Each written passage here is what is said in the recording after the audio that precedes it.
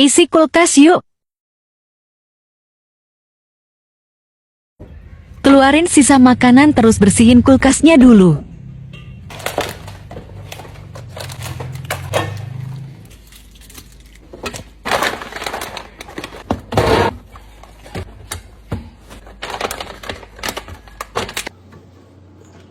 Asupan untuk para tamu.